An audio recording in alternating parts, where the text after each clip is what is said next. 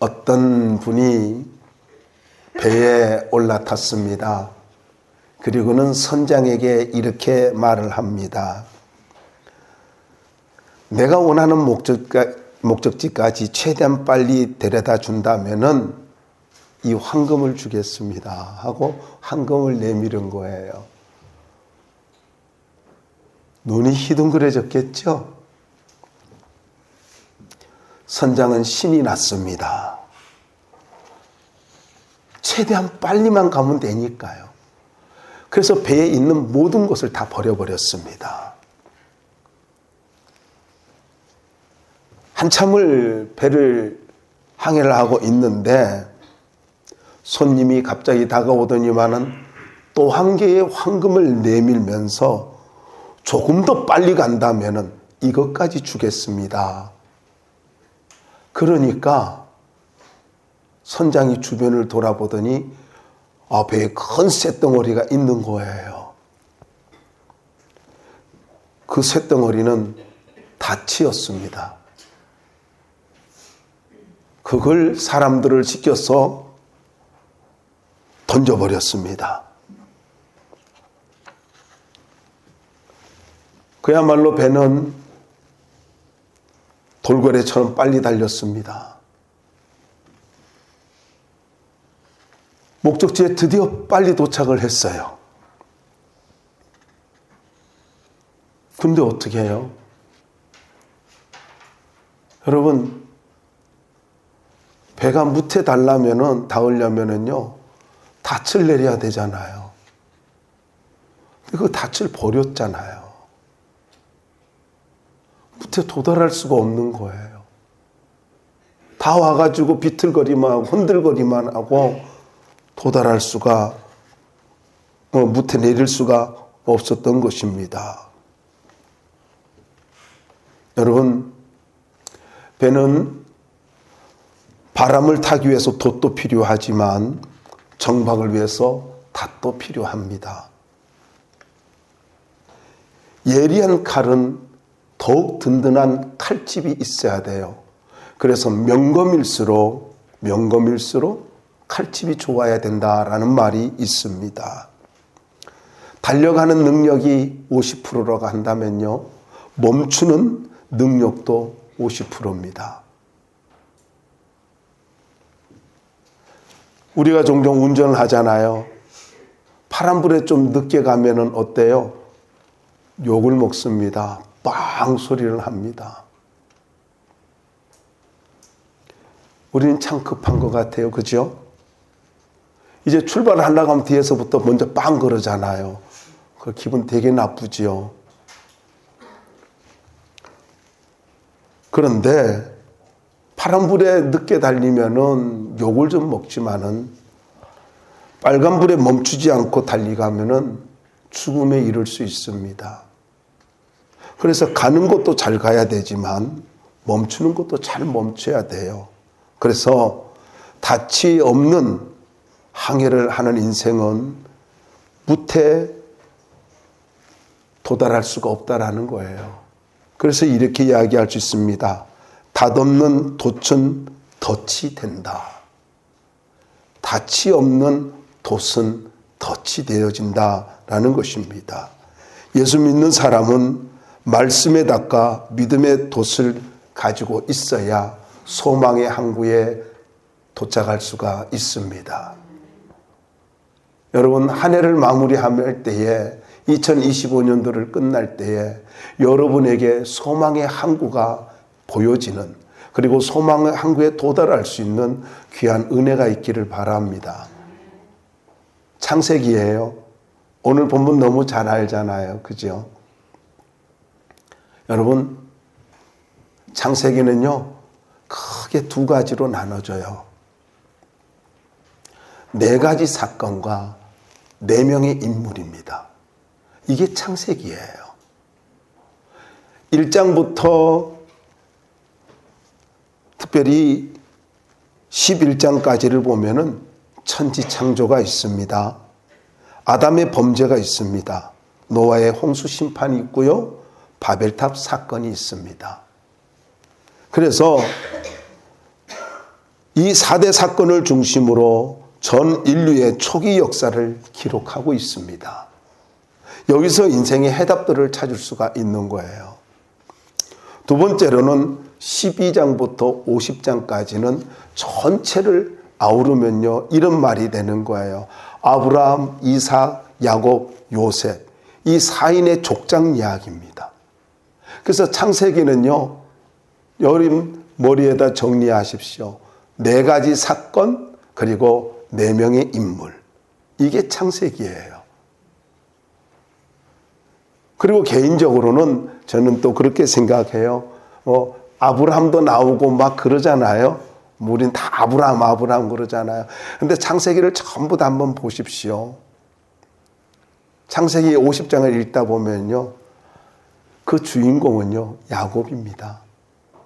야곱을 통해서 하나님이 일하시는 것을 다 보여주고 있습니다.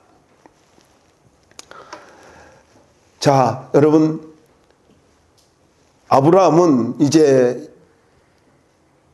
야곱의 할아버지죠. 아브라함, 믿음의 조상이죠. 아브라함은 기원전 2091년인 75세에 갈대아 우르에서 부름을 받습니다. 100년 동안 신앙생활을 했어요. 75세에 부름을 받아가지고 그리고 175세에 하나님 품으로 갑니다. 100년 동안 신앙생활했어요. 그런데 100년 동안 신앙생활을 하면서 성경을 창세기를 아브라함의 생활을 읽다 보면은요, 하나님께서 그에게 10번 나타납니다. 그러니까 10년에 한 번꼴로 나타났죠. 우리는 얼마나 행복해요. 늘 만날 수 있잖아요. 아닌가? 늘 만날 수 있잖아요.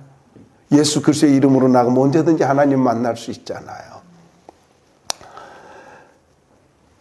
오늘 이 본문은요, 이제 100세 이삭을 낳고 175세가 되어서 그가 소천했는데, 바로 그가 75세에 하나님께서 아브라함을 부르셨고 그리고 순종하신 내용을 말씀하고 있습니다. 자, 첫 번째, 우리가 믿음으로 반응해야 할 이유가 뭘까 하는 것입니다. 우리가 믿음으로 반응해야 할 이유가 뭐냐? 여러분, 성경 시대잖아요. 아직 성경이 완성되지 않고 그런 때잖아요. 창세기도 기록되지 않는 그런 때였다고요, 아브라함은요.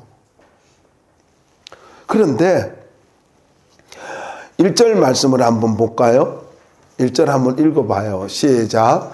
여호와께서 아브라함에게 이르시되 너의 아버지의 집을 떠나 내가 내게. 아멘. 자, 여러분 한번 생각해 보세요. 이 내용을 가지고 좀 이해할 필요가 있는 게 뭐냐면은, 하나님께서 갑자기 나타나서 아브라함에게 야, 너의 고향 친척 아비 집을 떠나 갈대아 우르를 떠나라고 말씀을 하신 거예요. 잘 살고 있는데, 75년 동안 잘 살고 있었는데. 이걸 조금 이해하기 위해서 노아 홍수 후에 노아는 350년간을 더 삽니다. 그리고 이게 창세기 9장 28절에 나오고요. 아브라함이 58세 때 노아가 죽습니다. 이게 창세기 11장에 나오는데요. 그러니까 아브라함이 75세에 부름을 받았다라고 하는 말은요, 노아가 죽고 17년 후에 하나님이 아브라함에게 나타나셨다라는 이야기입니다. 침묵하고 계셨던 하나님이 노아가 죽고 17년 후에 그 많은 사람들 중에서 특별히 누구에게 나타났어요? 아브라함에게, 갈대아 우르에 살고 있는 아브라함에게 나타났다라는 것입니다. 오랫동안 침묵하시던 하나님께서 나타나셔서 하신 말씀이, 여러분 말씀을 보면 이런 말씀이 있어요. 한번 4절 말씀을 볼까요? 1절 말씀 먼저 보고요. 여기 내가 네게 보여줄 땅으로 가라, 이렇게 말씀하고 있어요. 내가 네게 보여줄 땅으로 가라. 이 말이 무슨 말이냐면은, 내가 너로 보게 할 땅으로 가라, 이 말입니다. 그럼 이거는 우리가 두 가지를 생각해 볼 수 있어요. 내가 너로 보게 할 땅으로 가라. 이 말은요, 아직 보여주지도 않았다는 거예요. 하나님이 보여주지 않았다는 거잖아요. 앞으로 보여줄 거라는 거잖아요. 또 한 가지는요, 내가 너를 위해서 이미 예비된 땅이 있어. 이 말이잖아요. 두 가지 측면이거든요. 근데 여러분 한번 생각해 보세요. 아니, 뭔가를 보여주면서 야, 이거 줄게. 너 내 말 듣고 따라올래? 그러면 어때요? 그래도 갈까 말까 하잖아요. 왜요? 75년간에 살아왔던 삶의 터전인데요. 아니 10년만 살아도 고향 같은데요. 75년을 태어나서 자란 곳이잖아요. 이제 늙었잖아요. 이곳을 떠나래요. 갈등할 수 있는 거잖아요. 아니 쉽게 결정을 내릴 수 없는 문제지요. 그런데 떠나래요. 손에 쥐어진 것도 없고 보여주는 것도 없어요. 보여줄 거래요. 다르게 말하면 너를 위해서 예비한 게 있대요. 그러니까 떠나래요. 아니 이런 막연한 약속이 어디 있어요? 앞으로 보게 될 테니까 떠날래? 앞으로 축복을 줄 테니까 한번 행동해 볼래? 그거예요. 그리고 나서 2절과 3절이 나오는데, 여러분 아브라함이 여호와의 말씀을 따라갔다라고 4절에 말씀하면서 이에라는 말이 나와요. 4절 한번 보세요. 4절에 보면은 이에라는 말이 나오잖아요. 와 엘레크라고 하는 히브리어인데, 그리고 그가 갔다 이런 뜻이에요. 그리고 그가 갔다. 그러니까 2절과 3절에 하나님께서 약속의 말씀을 들려주시니까 눈에 본 것도 없어요. 손에 쥔 것도 없어요. 그런데 하나님께서 약속의 말씀을 들려주니까 그 말씀을 듣고 그는 바로 즉시 순종했다는 거예요. 그리고 그가 갔다. 그런데 갈대아 우르가 아니라 나중에 보면 하란이라는 말이 나오거든요. 무슨 말이냐면은 그가 떠날 때에 말씀을 따라갔지만은요, 아버지가 갈대아 우르에서 하란이 죽어요. 그러니까 그 하란 때문에 마음이 아파서 같이 이렇게 갔는 것 같아요. 그런데 가다가 보니까 또 자기 아들 이름하고 같은 하란이라는 동네에 머물게 되어집니다. 그는 더 이상 갈 수가 없었죠. 그런데 아버지가 죽자 그는 다시 하나님의 말씀에 순종해가지고 가나안으로 출발을 합니다. 여러분, 아버지 때문에 잠시 지체를 한 것만은 사실이에요. 그런데 너무나 감사한 것은요, 하나님께서 이 지체하고 있는, 그리고 하나님 앞에 순종은 했지만 돌아가고 있는 이 아브라함을 여전히 기다려주고 계셨다는 사실입니다. 네가 돌아가? 네가 지체해? 너 나하고 약속 깨자. 너 축복 안 줄 거야. 너 쓰지 않을 거야. 이러지 않았다는 거예요. 하란으로 돌아갔지만은 하나님은 여전히 기다리고 계셨더라라는 것입니다. 이게 바로 여러분 은혜라는 거예요. 여러분 잊지 마세요. 종종 우리는 온전하게 순종을 하지 못하고 때로는 넘어지고 때로는 대가를 지불하고 곁길로 갈 때도 있어요. 그런데 하나님은 여전히 나를 은혜로 부르셨고 여전히 은혜로 나를 대하고 계신다는 사실입니다. 기다려주고 계셔요. 완벽함으로 여러분 신앙생활을 하려고요?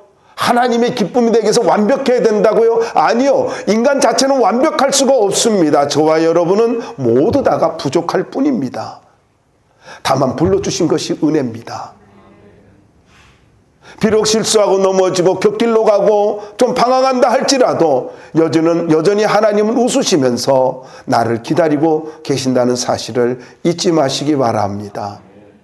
그래서 하란이라 할지라도, 돌아간 하란, 지체한 하란이라 할지라도 문제가 제거되어지고 자기 걸음을 가로막게 했던 아버지의 그 죽음으로 인해서 슬픔이 있었지만 여전히 말씀 붙들고 나는 이제 그러면은 하나님 말씀을 따라 갈 거야 하고는 그는 일어나서 가나안 땅으로 갔다라는 것입니다.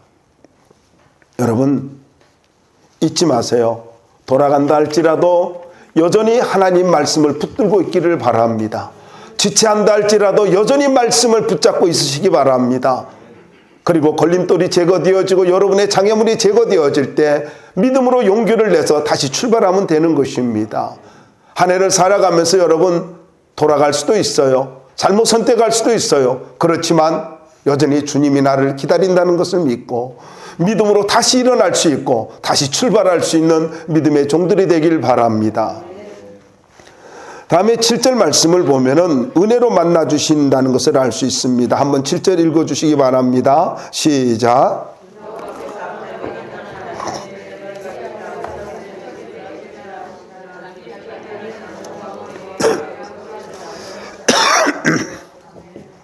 자, 여러분 7절에 보면은요. 나타나라는 말씀이 있죠. 나타나.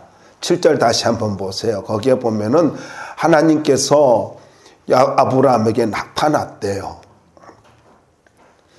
이 말이 왜 중요하냐면은요. 여러분 이 말 자체가 스스로 나타내 보이셨다 이런 뜻이에요. 스스로 나타나 보이셨다. 아브라함이 하나님을 부른 것도 아니었습니다. 그럼에도 불구하고 하나님께서 나타나 주셨어요. 여러분 무슨 말입니까? 하나님께서 그를 만나주고 계신다는 거예요. 우리가 살아가다 보면은 내가 실수하고 나면은 우리가 또 잘못 선택을 하고 그러면은 하나님이 내게서 멀리 떠날 것만 같아요.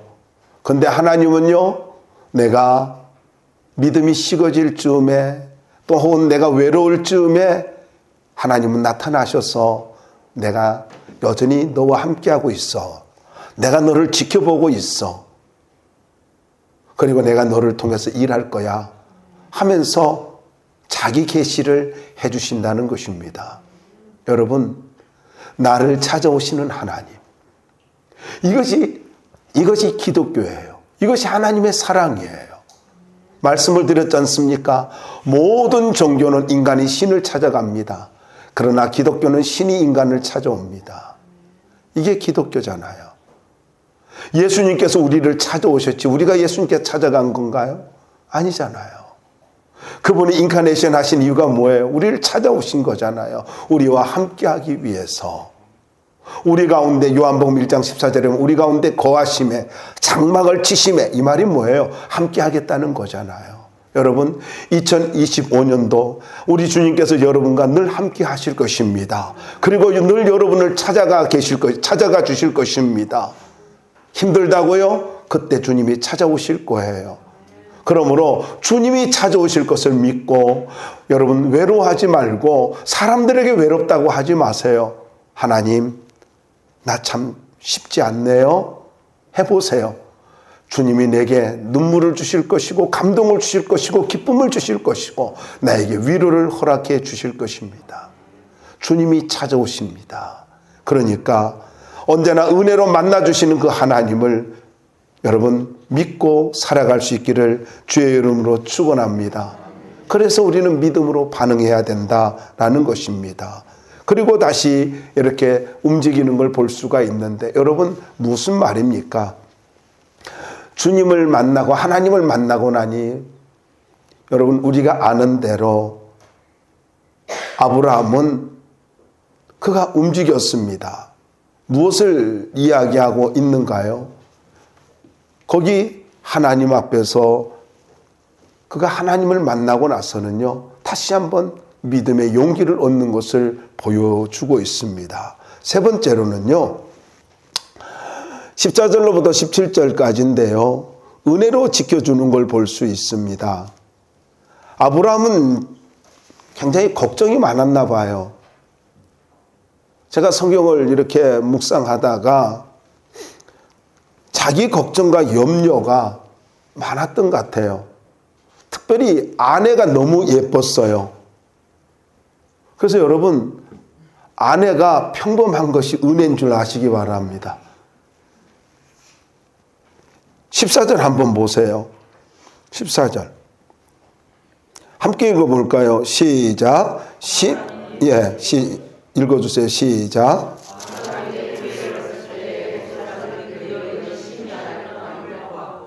아니, 70세가 다 된 사람을 어떻게 이렇게 심히 아름답다고 애굽의 애가 소문이 날 정도가 되었을까요?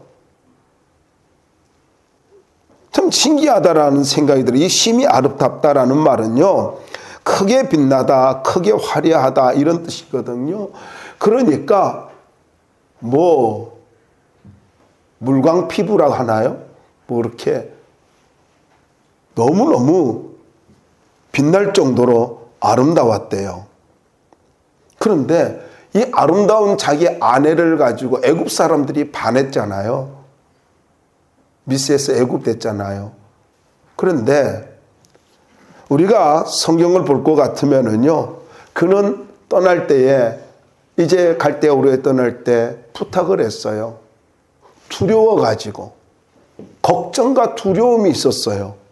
그래가지고는 어디로 가든지 나를 오라비라 해라. 남편이라면 나를 죽일지도 몰라. 아니, 하나님이 가라고 했으면 하나님 책임져 줄 거 아니에요? 아니, 하나님께서 떠나라고 했으면은 하나님 앞에 하나님이 책임질 걸 믿고 전능하신 하나님 앞에 믿음으로 기도해야 되는 것 아니에요? 기도했다는 것 하나도 없어요. 근데 여러분, 욥기서 3장 25절을 찾아보시면은 우리가 이 사실이 얼마나 무서운 것인가를 알 수 있어요. 욥기서입니다. 욥기서 3장입니다.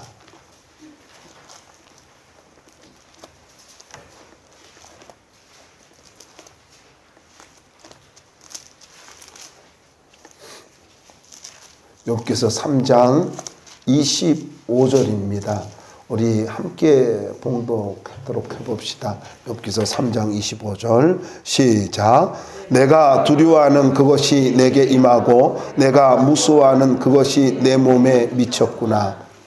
여러분, 물론 예레미야서는요, 그 모든 일이 생각의 결과라 이런 말도 있습니다. 근데 아주 중요한 말이 무슨 말이냐면은요, 여기 이렇게 말을 하고 있지 않습니까?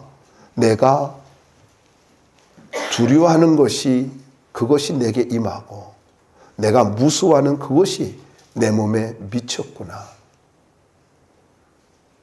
무슨 말입니까? 여러분에게 믿음으로 선포합니다. 두려움도 믿음입니다. 무서움도 믿음입니다. 우리가 가진 믿음만 믿음이 아니라 부정적인 것도 믿음인 거예요. 그러니까 이렇게 이야기할 수 있어요. 내가 두려워하고 무서워하면은요, 마귀가 틈을 타고 내가 마귀에게 문을 열어줌으로 인해서 마귀가 내게 들어오는 거예요. 마귀가 나를 찾아오는 거예요. 그래서 그 일들이 이루어지는 거예요. 여러분, 죽을 것 같아요? 죽습니다. 죽을 것 같은 일들이 일어납니다. 2025년도를 시작하면서 여러분 부탁드립니다.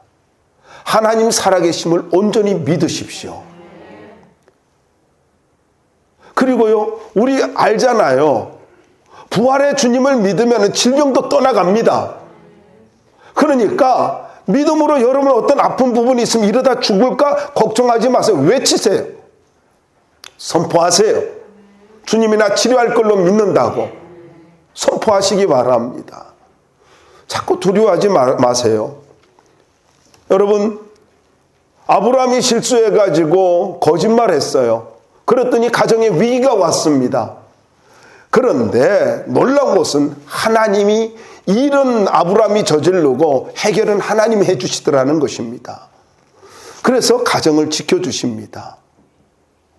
2025년, 아니 여러분의 평생에 하나님께서 여러분의 가정을 지켜주시기를 바랍니다. 하나님 살아계세요. 그래서 여러분 끝까지 살아계신 하나님을 믿고 기도하기 바랍니다. 두려움이 와요? 무서움이 와요? 그때 기도하시기 바랍니다. 그것 때문에 인간적인 방법 만들지 마세요. 어디 가면 난 오빠라 그래. 그래 놓고 또 궁색하게 그래요. 사실이야. 그건 거짓말은 아니야. 내가 하면서 이야기를 합니다. 그래도 거짓말이잖아요. 아닌 것 같은데 거짓말이잖아요. 그러니까 여러분 잔머리로 쓰지 말고요. 하나님 의지하고 기도하십시오. 두려움이 찾아와요? 무서움이 찾아와요? 기도하십시오.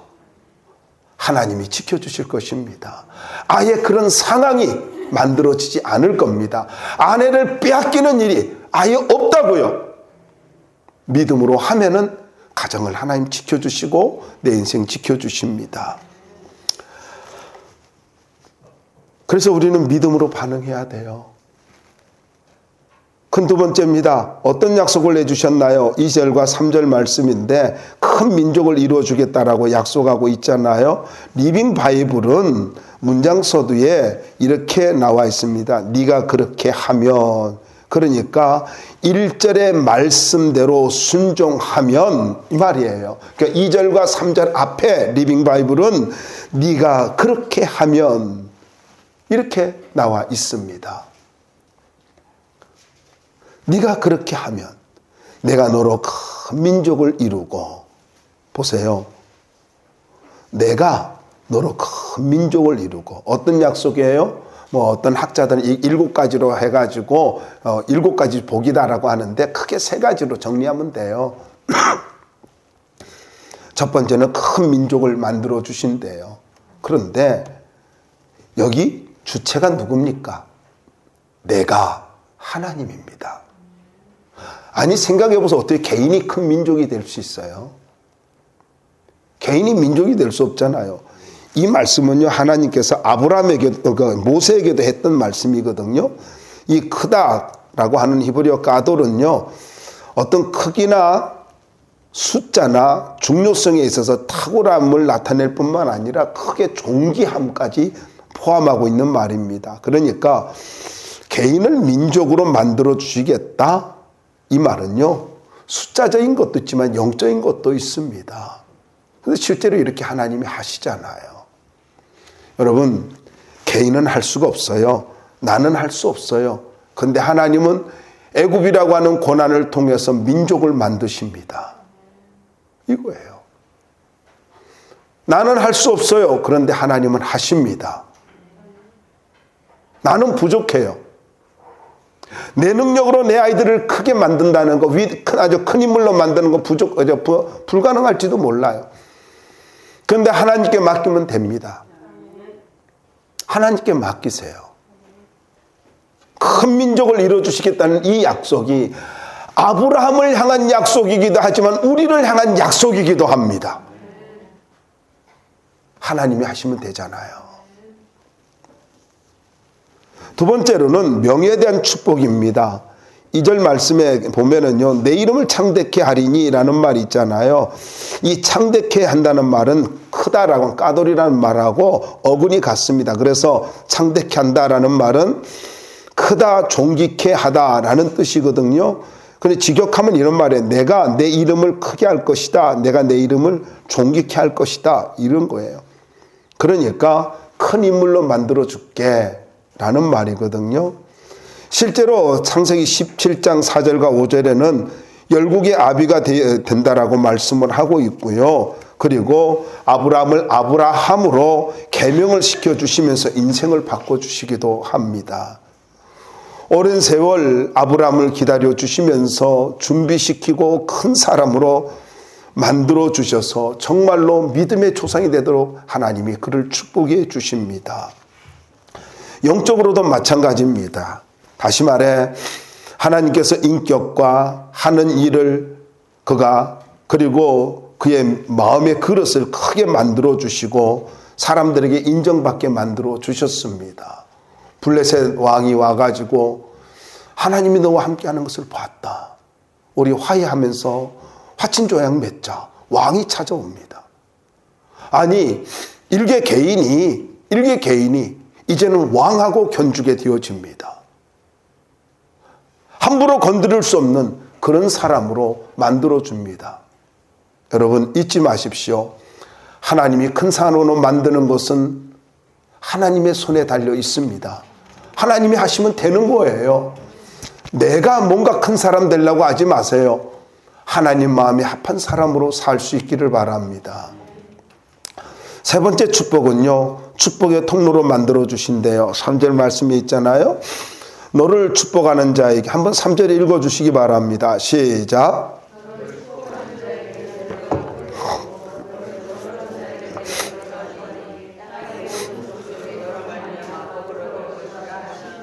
아멘. 자, 여러분 무슨 말입니까? 세계 3대 종교인 기독교, 유대교, 이슬람교는 모두 다 아브라함을 믿음의 조상으로 섬기고 있습니다. 그렇지만 하나님께서 메시아인 예수 그리스도가 아브라함의 후손이라고 믿는 사람은 기독교밖에 없습니다. 여러분, 그래서 이 아브라함을 향한 이 약속이요, 바로 우리를 향한 약속이 된다라는 것을 잊지 마십시오. 그러면서 이렇게 말하고 있습니다. 여러분, 너를 축복하는 자에게 내가 복을 내리고, 그래 저는 이 말씀이 아주 중요하다라고 생각해요. 여러분, 예수 믿는 사람, 여러분도 복이고 상대방도 복입니다. 그러니까 성도들끼리 서로 뭐하며 살아야 돼요? 축복하며 살아야 돼요. 잘 들으세요. 교회 안에서는 서로가 축복하며 살아야 됩니다. 서로 축복하며 살아야 돼요. 왜요? 하나님께서 약속한 아브라함의 복이 임하기 때문입니다. 그 다음에 보세요. 너를 저주하는 자에게 내가 저주하리니, 이 저주라는 말이 무슨 말이냐면요, 칼날이라는 말인데, 감소시킨다, 낮게 여기다, 낮아지게 하는 것을 말합니다. 비참하게 되는 거, 그걸 말합니다. 그러니까 쉽게 말씀드리면요, 반드시 망한다는 것입니다. 점점 더 안 좋아진다라는 것입니다. 무엇을 이야기하고 있습니까? 여러분, 자꾸 사람을 멸시하고 하찮게 여기는 그렇게 삶을 살고 사람을 무시하면은요, 상대방을 안 좋게 이야기하고 부정적으로 말하면은 내 인생이 점점 안 좋아진다는 거예요. 단적으로 증명할까요? 누군가를 향해서 부정적인 마음을 가지면은요, 여러분의 마음에 기쁨이 사라질 겁니다. 그뿐인가요? 여러분에게 능력이 사라질 것입니다. 더 나을까요? 하늘의 문이 닫힐 것입니다. 기도한다고요? 응답 받은 줄 알았다고요? 그런데 응답이 안 됐다고요? 관계부터 회복할 수 있기를 바랍니다. 이 말씀이에요. 너를 저주하는 자에게 내가 저주하리니, 이거는요, 나에게만 적용되어지고 나 축복만 적용되어지고 저주는 나하고 상관없다, 이게 아니에요. 똑같은 거예요. 상대방이 하나님의 자녀이기 때문에 똑같이 축복해야 되고 저주하지 말아야 되는 거예요. 말 함부로 하지 마십시오. 뒤에서 교제한다고 하면서 부정적인 말 하지 마세요. 교회 세우시기 바랍니다. 주님 높이시기 바랍니다.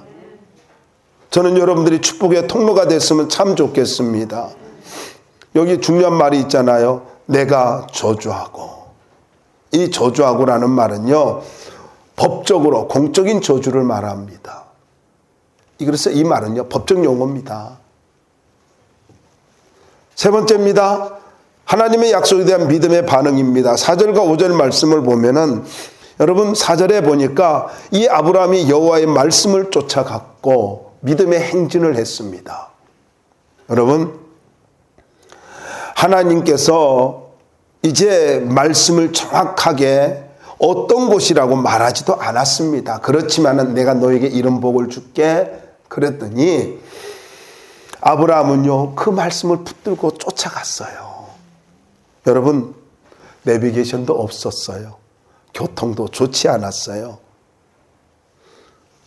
아버지 때문에 잠시 하란에 들어가서 살았지만은요, 그런데 다시 그는 가나안을 향해서 출발을 합니다.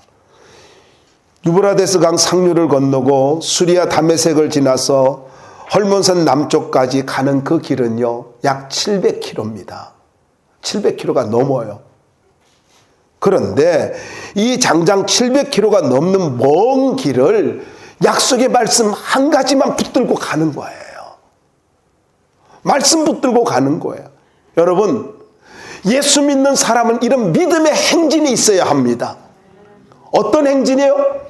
말씀을 붙들고 믿음의 행진을 하는 거예요. 축복의 땅이 어딘지는 몰라요. 그러나 하나님이 인도할 줄 믿고 말씀 붙들고 가는 거예요. 왜요? 말씀 붙들고 가다 보면 어느 순간 하나님께서 그 말씀이 나를 이끌어 간다는 것을 볼 수 있게 만들어 주십니다. 그래서 말씀은 뭔 줄 아세요? 우리의 삶의 나침반입니다. 나침반이에요. 내 인생의 항해의 나침반이 말씀인 거예요. 그러므로 강력하게 말씀드립니다. 여러분, 예배 시간마다 들려지는 하나님의 말씀이 여러분의 삶의 나침반이 될 수 있도록 붙잡을 수 있길 바랍니다. 언제든지 꺼내볼 수 있는 나침반이 될 수 있는 말씀이 되도록, 여러분의 인생에 어려움이 올 때마다 그것을 꺼내볼 수 있는 나침반이 될 수 있도록 여러분의 가슴에 품을 수 있기를 바랍니다. 그러면 그 말씀이 나를 붙들어 주실 것입니다. 마지막입니다. 두 번째 반응이 뭐냐면요, 예배와 기도였습니다. 7절과 8절 말씀을 보면 알 수 있는데, 7절 말씀에서 특별히 하나님이 나타나셔서 뭐라고 하냐면은, 자식이 없는데 내 자손에게, 이 땅을 내 자손에게 주리라. 아니, 아들이 없는데 이 땅을 내 자손에게 주리라. 얼마나 황홀한 말씀입니까? 그런데요, 이 말씀을 듣고 아브라함은요, 제단을 쌓았대요. 이 제단은 희생제사를 말하거든요.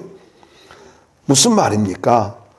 여기 말씀을 한번 보세요. 거기에 보니까 여호와께 그가 그곳에서 제단을 쌓고 이렇게 말씀을 하고 있지 않습니까? 다시 여러분 8절을 가지고 한번 읽어볼까요? 창세기 12장으로 가서요, 8절 한번 읽어주세요. 읽어봅시다. 시작.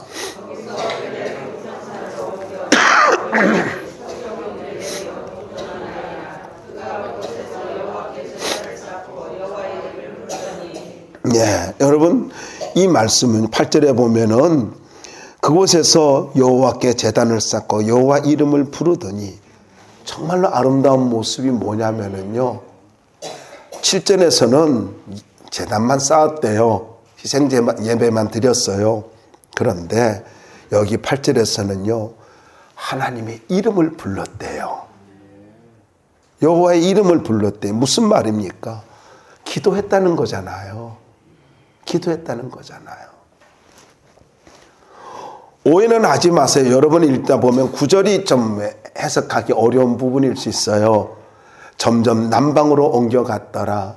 이게 무슨 말이냐면은요, 이 남방으로 옮겨갔다는, 지금 가나안 땅에 사람들이 살고 있잖아요. 가나안 족속 살고 있잖아요. 이게 남방, 이 네게부 지역, 그런 광활한 사막 지역으로 점점도 이게 마음이 약해졌는데 그걸로 내려가고 있는 거예요. 그런데 그는 여전히 하나님 이름을 부르고 있어요. 여러분, 중요한 사실입니다. 우리의 믿음의 반응은요, 바로 예배와 기도입니다. 사람들 때문에 위축이 되어서 남방으로 내려간다 할지라도 여전히 우리가 붙잡아야 할 것은, 주님, 나를 도와주십시오. 하나님, 당신의 약속을 붙들고 있습니다. 하나님이 일하실 줄 믿습니다. 끝까지 믿음으로 부르짖는 거예요. 남방이라고요? 네게부 지역? 사막이라고요? 여전히 그곳에서도 하나님의 이름을 불러야 되는 것입니다.